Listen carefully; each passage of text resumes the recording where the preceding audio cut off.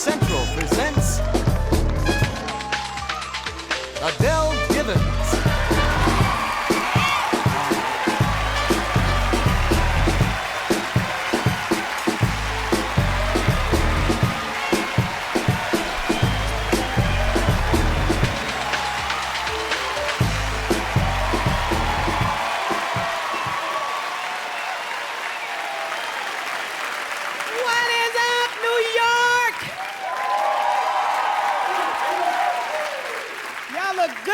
I'm so happy to be here. So glad to be here. Y'all should be happy I'm here too. I flew. We all know this ain't the best season to be flying, right? I feel like a hero. I flew during wartime. I don't care how I die, I want a hero's homecoming. And if I slip and fall face first in a pile of dog doo-doo, I want my flag and medals, okay? It's really scary to fly right now. This is not the best season, you know. It's okay in the winter, it's okay in spring, it's okay in the fall, but summertime just ain't a good time to be flying. Personally, I have never cared for flying, but people always say to me, you know, girl, flying is the safest way to travel. What you nervous about as they purchase their train tickets? But this is my personal favorite. You can't control fate. When it's your time, you gotta go. I'm like, yeah, well, what if it's the bitch sitting next to me's time? I gotta leave because this heifer's number is up. You know, because it's not like I'm gonna jump up out the wreckage and go, ooh, damn, I'm sure glad it was her time. Where my luggage at, y'all? And it's new, these words, I've never heard them. I don't know if I'm just ignorant. I mean, I did go to school a few days. I don't remember none of these words. I never heard of Tora Bora. I never heard of Al-Qaeda, anthrax. What in the hell is Taliban? My mama never said, girl, look on the shelf and give me that Taliban. Put a little anthrax on it, I got a headache. It's new stuff, but you know what? Being from Chicago, the West Side, and knowing my homegirls the way I do, I can guarantee you one thing. Some sister that I know gonna name her baby Taliban.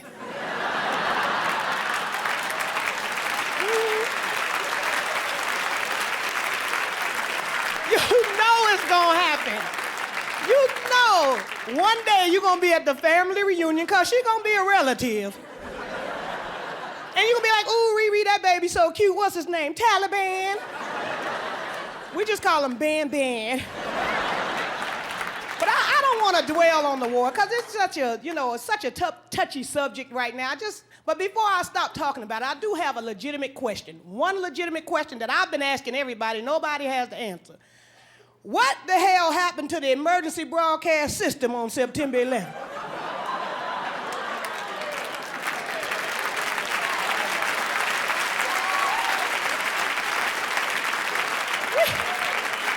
We've been practicing with that bastard all our lives, haven't we?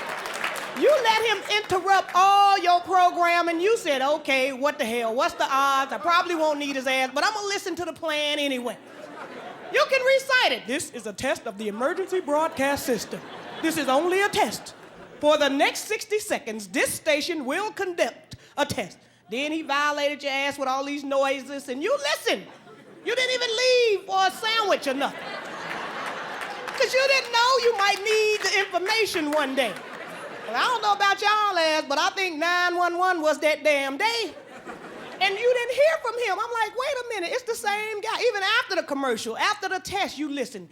He told you, this has been a test of the emergency broadcasting. Had this been an actual emergency, we would have informed you where to go in your area. Well, I'm looking for you, Ted, or whatever your damn name is. So I say bring his ass up on charges, find out his side of the story. Where the hell were you on September 11th? I know he's gonna try to lie and pretend that he did ring that bell. He's gonna say, in all the excitement and the chaos, y'all didn't hear me. You didn't pay it no attention. Well, I got tape. Some of y'all got tape. One thing you heard was you heard a lot of background noises when that second plane hit, didn't you? But you did not hear, this is the emergency broadcast system, bastard. Run! This is the day we've been practicing for. Get your and get out of here.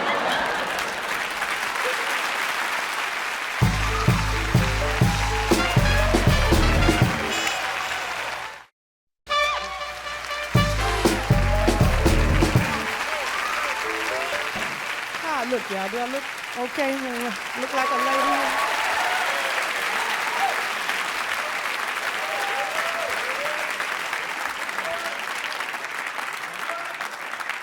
Those are my lovely parents, Nellie and Louis Givens. Yeah. Y'all give it up to God for letting them both spend the night off here, because they both full-time employees of the Lord right now. So y'all give it up. God let them come in and watch their daughter do her thing. Yeah.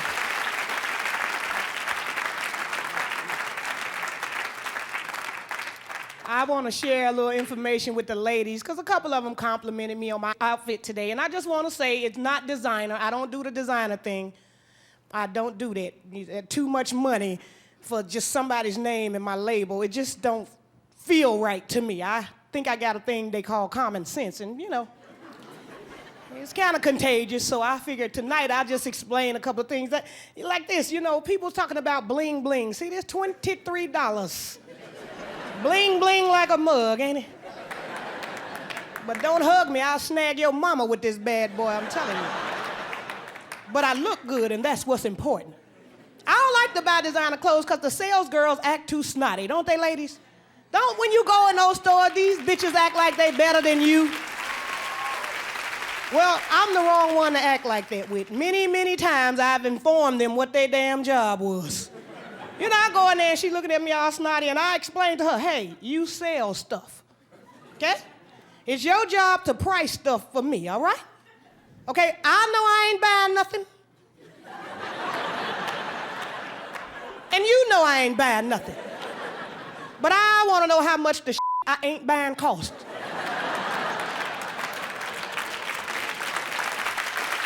Man.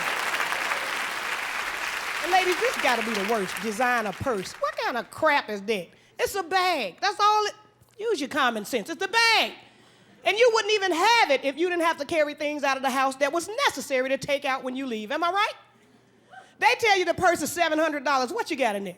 A cell phone, some keys, depending on which club you're going to, some liquor.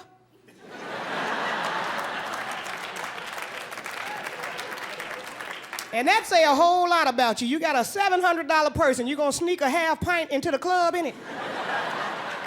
You a smart sister. And I think it's epidemic, this designer thing, because now men are into designer clothes. Men didn't even used to care about how they look and dress. But now, from the west side of Chicago, where I'm from, a lot of guys wear alligator shoes, which I have no problem with. I didn't until I priced some of these shoes. I priced a pair of alligator shoes at $2,000. That's $1,000 a foot. $200 a toe, add it up. If you missing a toe or two, subtract where necessary. But I didn't think it was fair because I know some of these brothers and I know their children, and it just ain't fair. Your kids look thirsty and you walking around with alligators, $2,000 shoes. It ain't fair. I couldn't do it because I got rules for my money. I would not buy a pair of $2,000 shoes. I can't. I tell you what, my rule is if I got on a pair of $2,000 shoes, I better not step in no dog doo-doo. If I'm wearing some $2,000 shoes and I'm walking towards some dog doo-doo, those shoes better turn my ass around and take me in another damn direction.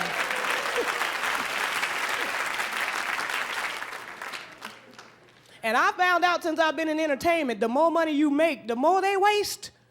That's right, because my friends love Rolex watches. Oh, they love them. I didn't even know what a Rolex was. I come from the west side of Chicago, poor, broke. I know what time it is. Time to eat. I'm hungry.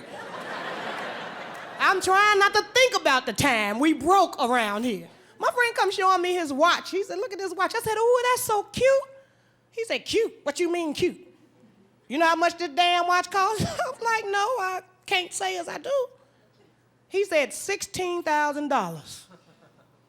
I said, you been sipping on some scissor? What the hell made you pay $16,000 for a watch? And you know he tried to justify this purchase. He started telling me, see, this is a Rolex. Look at the second hand. See, the second hand on a Rolex, it glide. But the second hand on a regular watch, it jerk. I said, that's all you got? and all you can tell me is the secondhand glide. Don't you know that for $16,000, the second hand ought to act like a damn second hand? For $16,000, that hand ought to jump off the watch and give you a high five when your team make the damn basket. 16?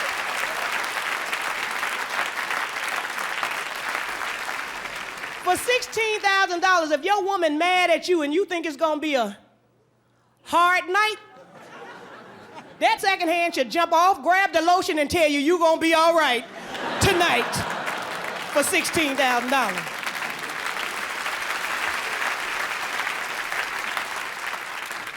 So I ended up calling him an ignorant bastard, and we got into it. He said, how come a brother gotta be an ignorant bastard every time he try to look good? I said, no, you're misunderstanding. I'm not calling you ignorant because you like to look good. You said you paid $16,000 for that watch. Stand your ignorant ass right here and watch me. Excuse me, bro, can you tell me what time you have? 10:35. 10:35. Didn't cost me a damn nickel. That would be why you an ignorant bastard.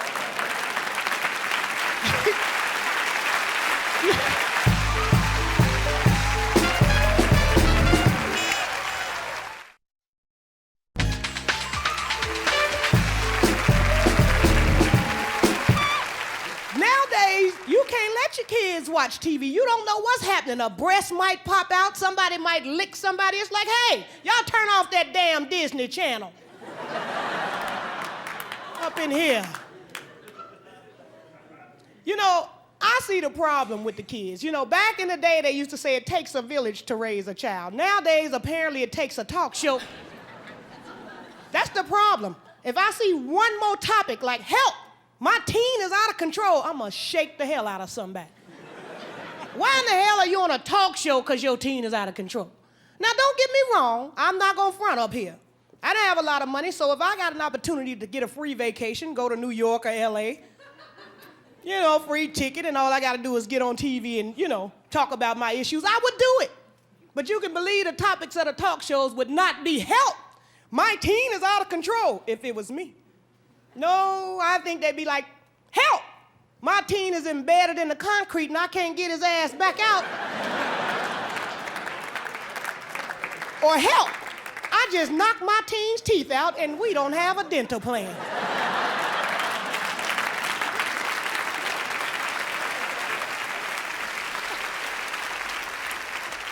I was looking at a talk show, this is true. A 13-year-old boy was on there with his mama talking about how he wouldn't wear nothing but this one designer clothing. I'm talking about he had it on from head to toe. Watch, drawers, shoes, this one, I won't name this designer, but he had all of this stuff on and his mama was sitting up there crying to the talk show host. Now, I told him there's other children in the home and I'm trying to work 2 jobs and it's very challenging. I was like, you've been sipping on scissor, ain't you, boo? Because why? You know, ladies, anybody here with a child, you ain't gonna wear nothing, but this boy had it on. He 13 years old. He ain't got no job. She must have bought it. So while you're on TV crying, I wish that was me, I would say, baby, we going on vacation. That's right, I got 2 little boys, ages 6 and 8.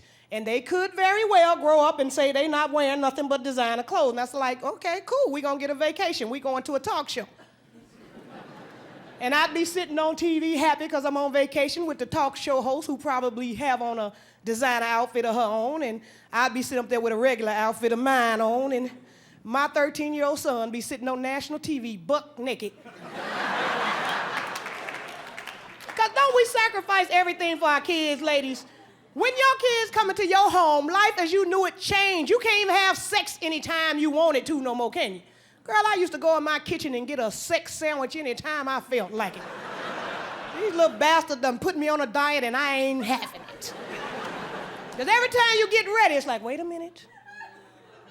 I think I hear the pitter-patter. Because the last thing you want, am I right, ladies, is for your baby to catch mama's ass tossed up like a Caesar salad. Because you know you about to damage their little asses, don't you? But your man don't care, do he? He be like, come on, they sleep. Well, they drinking water and their eyes are open. Do they always sleep like this?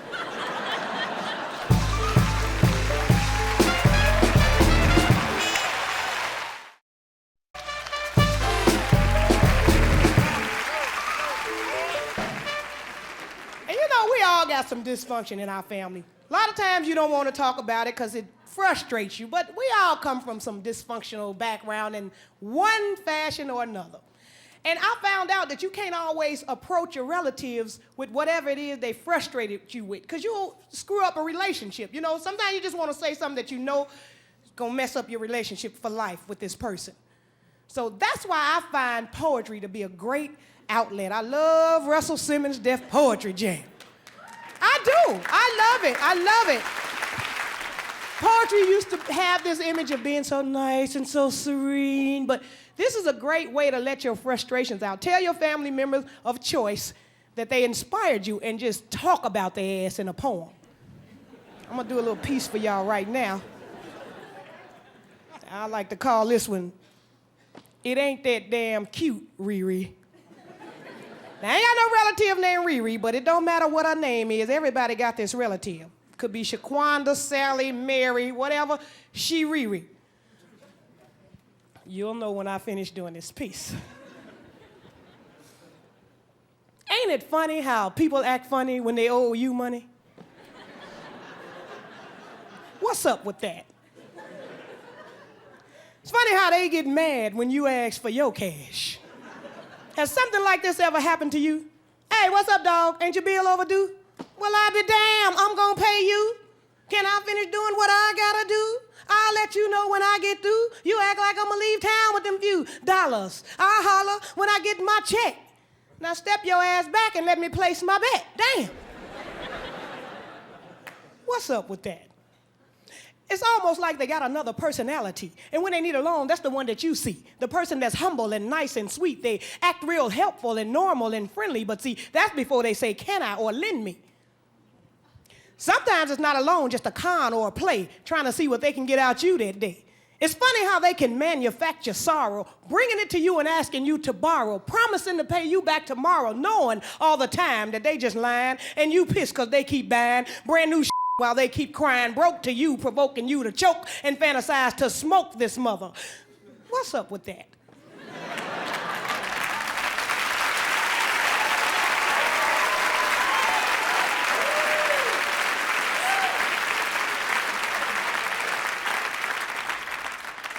It's funny how that just makes you think of all the other ignorant ways and the nights and days trying to be John Blaze. They left you at home with their children to raise at your discretion, and you didn't judge them, you just respect them. Teach the children and never neglect them. Always protect them and try to direct them because they had been ill-affected, neglected, misdirected, and disrespected from lessons they learned from some fool you had them around. But those kids were surprised, happy, and excited when they found out that not everybody is all that impressed with which one of them could just dance the best. In fact, they gave me much respect because I gave the little bastards a spelling test. And yes, they passed. No thanks to your ass.